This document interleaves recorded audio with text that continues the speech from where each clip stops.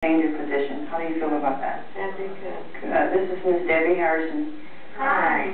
She's going to assist us in the move towards turning you over. It's time to change Mrs. Sweetzer's position onto her back, which is called supine position. Start by gently rolling the person onto her back.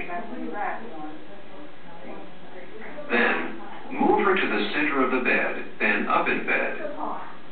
To position the person supine, place a pillow under her head just to the top of her shoulders.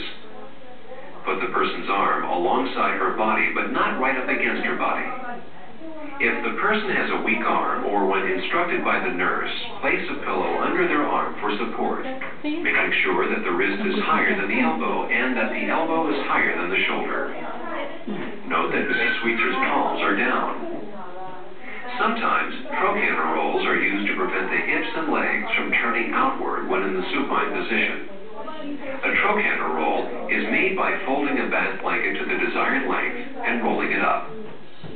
The trochanter roll keeps the body in proper alignment by preventing the leg from turning out. Use a foot support if one has been ordered.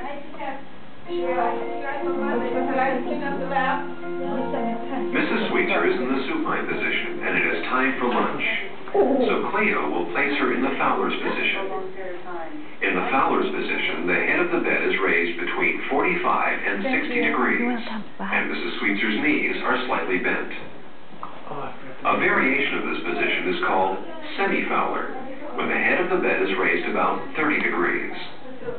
In all positions, the knees remain slightly bent. To position Mrs. Sweetzer in Fowler's position, Cleo begins by having her supine and in the center of the bed with the bed flat. Remove all pillows and other devices from the bed.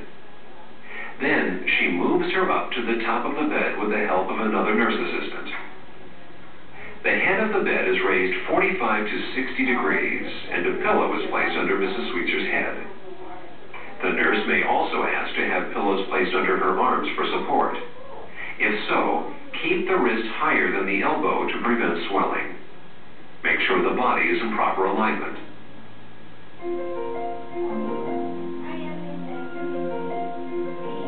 In order to position Mrs. Lee on her side, turn her until she is just off her tailbone or coccyx, but not so far that she is lying directly on her hip bone. It said put the shoulder up, right?